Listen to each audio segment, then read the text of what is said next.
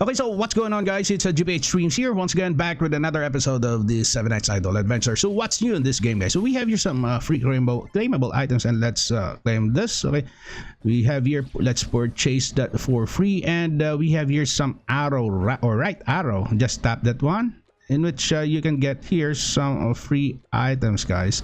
Okay, so I think I get all of that. Okay, so next I will proceed to the event. Okay, we have here when you add special. Okay, so let's check this out. So we have here, oh my god, that costs around $10, guys. So I think this is not good. Okay, let's check if we have some good deals here. Okay, I think this is, wow, that cost $1. That costs $1, guys. So I would suggest for low spenders to purchase this one. Purchase this one, guys. That would cost you $1 for this 103,000, a total of 105,000 rubies. Okay, guys, so let's proceed to the mini event, and we have here the Swordsmaster Sun White Knight mini event. So on this shop here, you can purchase for free Jinrun Candle. We have here also Murakan. So this Murakan has no collection effect, if you'll check that. This is only for ornaments. And then we have your Phoenix Heart Soup. Oh, what is this? I think, oh my god, take a look at that. We have lots of rewards here. These are essential resources, guys. And also we get here the Swordsmaster Sun Summoning Ticket.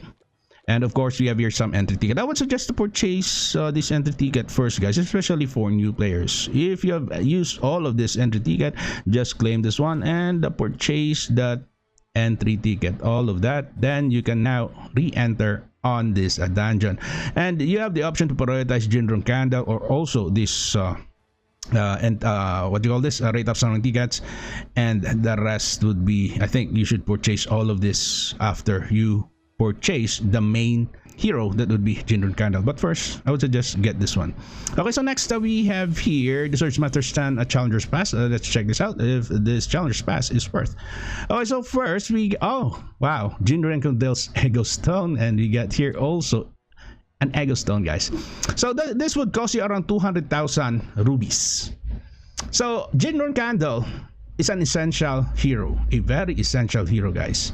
But before that, we can review Jinrun Candle. So let's review this hero first, guys. Okay, so it says here the attack speed is 149. So I have already reviewed this hero, but let's review this again. Maybe the game changed or revised some of these skills here. Okay, so we have here the basic attack. So that is still the same. That is 100% of attack to the target, and we have here some range that is 35. Since this unit is a melee type unit, as you can see, we have here a melee type, and the affiliation that would be the Swordsmaster Sun. And take note, this hero can be awakened. Next, we have here some crit attack. We have here some damage equal to 950% of attack to the target, and grants Soldret's Contractor buff to the caster for 2 seconds upon successful attack, and also grants Young Here buff to allies for 2 seconds, and also inflicts Unleash Shadow Force debuff to the hit target for 2 seconds. So yesterday I was finding that the corrosion, guys, and take note, we don't have a corrosion here anymore, so maybe they changed that one. So Soldret's Contractor increases the final attack by 30% and also critical hit rate by 24%, and the Young Here increases the final bonus damage by 24%. So we have here the Unleash Shadow Force, decreases critical hit rate by 24% and also the reduction rate by 24%. So what I like here the most is this reduction rate by 24%. And take note, this is a single target, guys. So next up we have here the active skill. We got here Plutonia's Shield buff to allies for 10 seconds, and it deals damage equal to 3,500% of attack to the target in a 3-meter wide and 20-meter long area in front of the caster, and it grants a 13th Battle King buff to the caster for 10 seconds upon successful attack, and also inflicts Withered Force debuff on the hit target for 10 seconds. So this Plutonian wheel, it increases accuracy by 24%, which is freaking nice. And we have here also 13th Battle King, damage nullification 3 times, and it increases the reduction rate by 24%, as well as increases critical hit rate reduces by 24%. So this is a defensive buff, while this Withered Force, this is the most important buff here for Jinrun Candle. So if you'll compare that with the Master and also the Demon King, I have here Master and Demon King, guys. So currently I'm using here Master, but this Master will already expire. And of course, Demon King is better than Master. I have here level 100 and 8 stars Master, but apparently Master is quite not that good anymore because we have already Jinrun Candle, guys. Okay, so let's go back to the Challenger's Pass. I would suggest purchase all of this since we got here. Okay, this would be the equipment for Jinrun Candle, and also we got lots of resources here, guys, as well as Ego Stones. Okay, maybe tomorrow I will pull a Jinrun Candle, guys, but today let's review what's new on this game first. Okay, so next up we have here also Jury's Secret Bar Challenger's Pass, and let's check this out. This Challenger's Pass, okay, this would cost, oh my god, this costs so much. So I would suggest for new players, you can skip this one. You can actually skip this because these resources, you can get this for free, especially for players who are free to play and low spenders. I would suggest get only because this completion reward and the purchase reward. This will cost you around, oh, that's 400,000, guys, 400,000 rubies, and this is not worth. This is not worth. I would suggest invest on this one. Okay, this Challenger's Pass, guys. Okay, this would cost you around 200,000, and this is worth. Okay, so next we have here Hero Breakthrough Pass. So on this Hero Breakthrough Pass, let's check this out. Okay, I would suggest the purchase of this, all of this. This will cost you around 50,000 rubies in total, guys. You need this one badly, the Hero Strengthening Stones, especially for new players, in order to level up your heroes. And next, okay, that would be Blacksmith Challenge. Let's check this out. Let's check the shop, guys. So on this shop, you have your equipment selection ticket. Okay, you can purchase this one. And also equipment summoning ticket. I'll just go for this one. And also, I think you have the option to go for a 300 rainbow ore, and this dice, you can skip this dice, guys. The most important here, this one, equipment selection ticket, rainbow ore, or you can also purchase this one if you have lots of resources. Also 4 leaf clovers and also 30 premium summoning ticket. You can skip this dice, basket, and also pet ticket piece. But if you purchase all of this except for the dishes, go for ticket piece, guys. Okay, so going back, we have here some new heroes, and let's check this out. Okay, so we already reviewed a Jinrun Candle, and next we got here ECILA. Okay, so this ECILA is a support type, and we got here Egonics, and it can be awakened. So the basic attack, we have here 200% of attack to the target, and the range to be 60 since this is a support type. And if you'll check here the attack speed is quite low, guys. That's only 103. So maybe, I don't know if this ECILA is worth, since this is a new hero. Maybe she is worth, guys, because we have here some awakening. But I won't waste resources on heroes that have low attack speed, except if that hero has a decent amount of damage. So the crit attack, we have some range 60. It grants 1 stack of Strengthening Desert. So it deals crit damage equal to 450% of attack in a 2-meter area around the target, and it grants a Suspicious Potion buff to allies for 2 seconds and recovers their HP by 1.5% upon successful attack. When allies remain HP below 50%, recovers their HP by additional 7.5%. So I think this ECILA is just like Arang, but apparently more and better than Arang. So Strengthening Desert, it decreases damage taken by 3.5% and increases critical hit rate resist by 5% per stack. So that would be a maximum of 10 stacks, guys. So that would be 35%, and we have here 50%. But upon awakening, I think these buff here will grow. I think this would be 7.5, and oh my god, I forgot. But the ECILA is freaking nice, guys, especially I think on PvP. We have here also Suspicious Potion. It increases bonus damage rate by 18%, which is freaking nice on PvE. And also when the buff targets remain below 70%, the effect is increased by 2 times. My god, I really love this one. And you got here the active skill called Pop and Stream, and the range that we want 20. It grants a Suspicious Kick buff to allies for 10 seconds and deals damage equal to 1000% of attack in a 12-meter fan-shaped area in front of the caster. After attacking, it consumes 10 stacks of Strengthening Desert, and we have a Suspicious Kick. So take a look at that one. So nullifies damage taken 3 times. We get here also some Overload debuff. When the buff is granted, adds additional effects based on the stacks of Strengthening Deserts. So at 3 stacks, it adds 3 instances of damage nullification aside from. Okay, we have our own damage nullification, guys. There are no more damage nullification here. Okay, so that would be 3 times of damage nullification at 3 stacks. At 6 stacks, you get here it decreases damage taken by 25%. So, my god, this unit is freaking tanky if you made this to 8 stars. And at 9 stacks, it increases the final damage by and also HP damage of overload debuff inflicted by ECILA by 10%. Oh my goodness. So damage equal to attack, but it says here HP damage of overload. Wow. HP damage, guys. So why is it that it says there HP damage? Okay, so maybe this one. When the buff's target's remaining shield below 70%, the effect is increased 2 times. So maybe because of the suspicions potion, it is quite confusing. Okay, so where is the HP damage here? How can we determine the HP damage? It says here it deals damage equal to 1000% of attack and not HP. So maybe because of this overload debuff, guys. Wow. It is quite hard to understand ECILA based on its skills, but to understand ECILA, we need to test. We need to pull this one. I don't want to use resources, guys, since I'm now a free-to-play. So I have here like 3.26 million rubies. Okay, we have here battery rate up summon. I think this is quite not that good. We got here Noah. I think Noah is better than battery. So if you'll check here, we have a damage nullification 10 times. It grants build buff to the caster alone.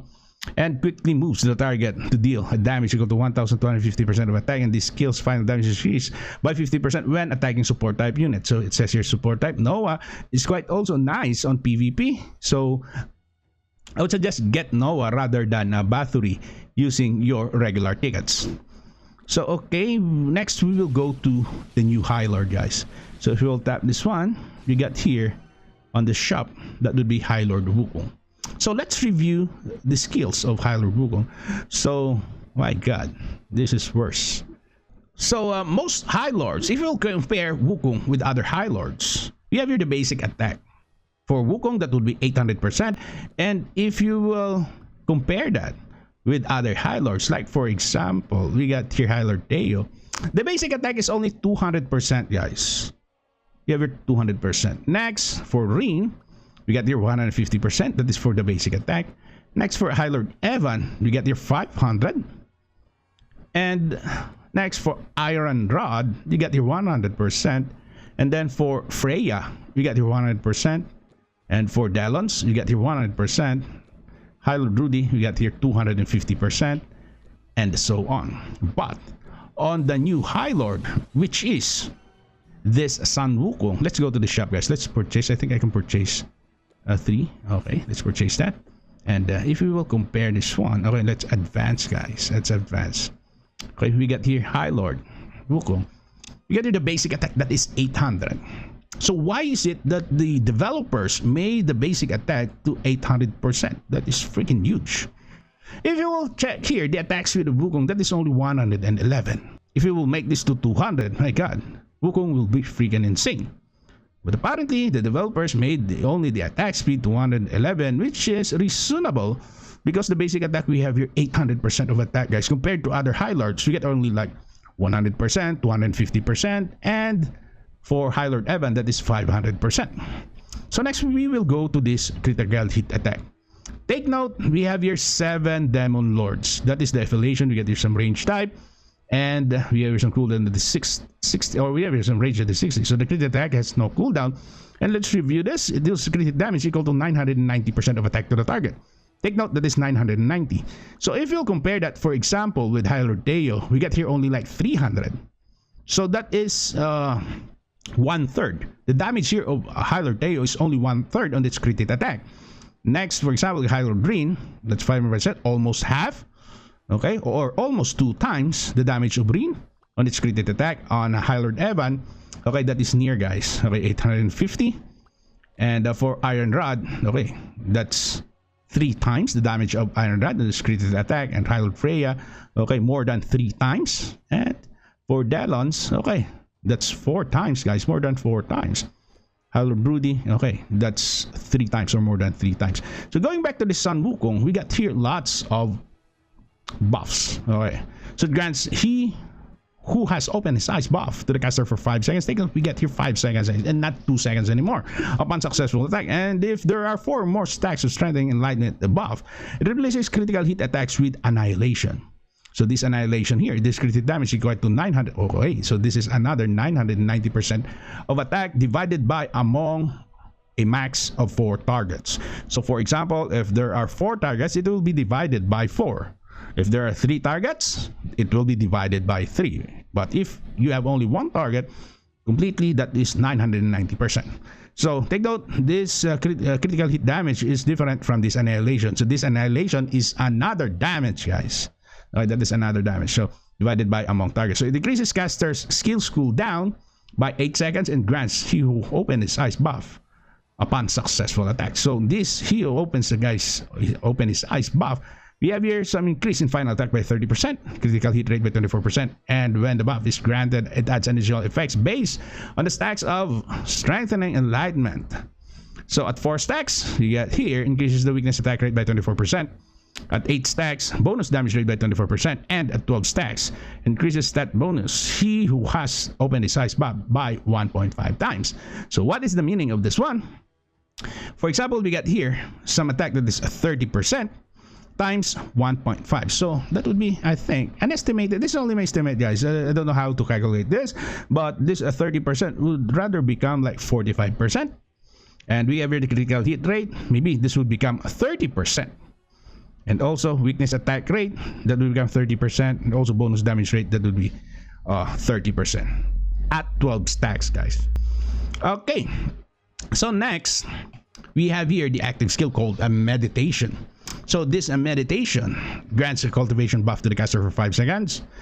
Oh, this is only 5 seconds, guys. We have here 10 seconds cooldown. So why is it that the developers put this 5 seconds? Because we got here already some skills cooldown, that is 8 seconds. So the duration of this active skill would become 2 seconds only, because we have here some reduction of the skills, guys, that is 8 seconds.